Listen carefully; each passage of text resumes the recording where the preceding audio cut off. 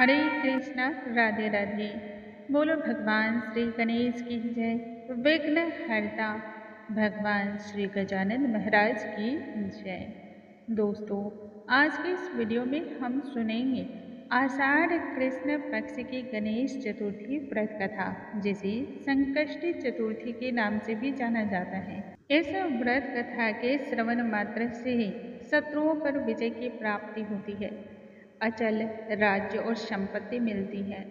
इस व्रत कथा के प्रभाव से संतान सुख मिलता है। जो भी इस महात्म्य का श्रवण करता है, उन्हें सभी कार्यों में सिद्धि की प्राप्ति होती है। आइए भगवान श्री गणेश का ध्यान करके सुनते हैं संकष्टी चतुर्थी व्रत की कथा। बोलो भगवान श्री गणेश की जय। एक बार की बात है, माता पार्वती गणेश जी से पूछने लगी कि हे पुत्र, आषाढ़ के कृष्ण पक्ष की चतुर्थी बहुत ही शुभ एवं फलदायिनी कही गई है। कृपया कर तुम उसका नाम, विधि एवं उस महात्म्य को बतलाओ। क्यों इस व्रत को करना चाहिए? तब भगवान श्री गणेश कहते हैं कि हे माता, पूर्व काल में यही प्रश्न युधिष्ठिर ने पूछा था, और जो कुछ उत्तर में भगवान श्री कृष्ण ने बतलाया, मैं उसे ही बतला रहा हूँ। श्री कृष्ण ने युधिष्ठिर से कहा कि हे राजन, इस संदर्भ में एक पौराणिक कथा है, उसके विषय में आप सुनिए। आषाढ़ कृष्ण चतुर्थी के गणेश जी का नाम लंबोदर है। इस व्रत में उनका पूजन पूर्ण श्रद्धा भक्ति भाव से करना चाहिए। हे राजन, द्वापर युग में महिष्मती नगरी का महिजीत नाम का एक राजा था, जो कि बड़ा ही पुण्यशील और प्रतापी था। प्रजा का अपने पुत्रों की भांति वह पालन किया करता था, परंतु संतान विहीन होने के कारण राज्य सुख और वैभव राजा को तनिक भी भाता नहीं था। वेदों में निःसंतान का जीवन व्यर्थ माना गया है। यदि संतानहीन व्यक्ति अपने पितरों को जल का दान देता है, तब पितृगण उस जल को गर्म जल के रूप में ग्रहण करते हैं। यही चिंता में राजा का बहुत सारा समय व्यतीत हो गया। उन्होंने पुत्र प्राप्ति के लिए बहुत सारे यज्ञ तथा दान पुण्य जैसे कार्य किए, फिर भी उन्हें पुत्र रत्न की प्राप्ति न हुई। दिन बीतते गए और अब बुढ़ापा का समय आ गया। वंश वृद्धि के नाम पे तो कुछ प्राप्त हुआ नहीं। एक दिन राजा अपने राज्य सभा में विद्वान पंडितों, ब्राह्मणों एवं प्रजाजनों के समक्ष कहने लगे, मैं तो संतानहीन हूँ। मैंने अपने जीवन में कभी किंचित मात्र भी पाप कर्म नहीं किए, न ही अत्याचार किया और न ही पाप के द्वारा धन का संग्रह भी किया। सदा ही अपनी प्रजा का पुत्रवत की भांति पालन पोषण किया। सभी का आदर सत्कार, ब्राह्मणों का पूजन मैं पूर्ण श्रद्धा से करता रहा हूँ। इस प्रकार से मैं पृथ्वी के संपूर्ण नियमों का पालन कर रहा हूँ। धर्म पूर्वक मैंने प्रजा का रक्षण किया है, फिर भी मुझे पुत्र न होने के पीछे क्या कारण है? तब विद्वान ब्राह्मण कहने लगे कि हे महाराज, हम लोग वैसा ही प्रयत्न करेंगे जिससे आपके वंश की वृद्धि हो। यह कहकर के सभी युक्ति को तलाशने के लिए इधर उधर भटकने लगे। भटकते भटकते कुछ उसमें से जंगल जा पहुँचे। वहाँ उन्हें एक श्रेष्ठ मुनि के दर्शन हुए। मुनि निराहार रह करके तपस्या में लीन थे।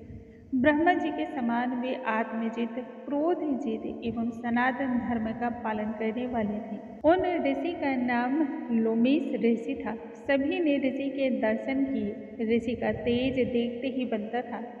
सभी ऋषि को प्रणाम करके उनके समक्ष हाथ जोड़ करके खड़े हो गए। कहने लगे, हमारा बड़ा ही सौभाग्य है जो आपके दर्शन हुए। निश्चय ही हम सभी का मंगल होगा। यह कहने के पश्चात सभी कहने लगे कि हे ऋषिवर, हम सभी के दुख का कारण कृपया कर सुनिए। हम अपने संदेह के निवारण हेतु ही आपके शरणागत आए हुए हैं।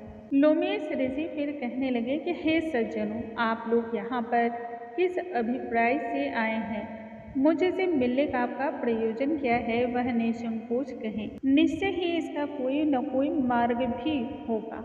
तब सभी ने उत्तर दिया कि हे ब्राह्मण श्रेष्ठ, हम लोग यहाँ पर जिस महान कार्य की सिद्धि के लिए आए हैं, उसके विषय में सुनिए। हम सभी महिष्मती नगरी के निवासी हैं। हमारे राजा का नाम मिहिरजीत है। हमारे राजा बड़े ही दानवीर, शूरवीर एवं मधुभाषी हैं। सदा ही अपनी प्रजा का पालन पुत्रवत किया है, परंतु फिर भी उन्हें संतान नहीं प्राप्त हो रही। इसका कारण क्या है?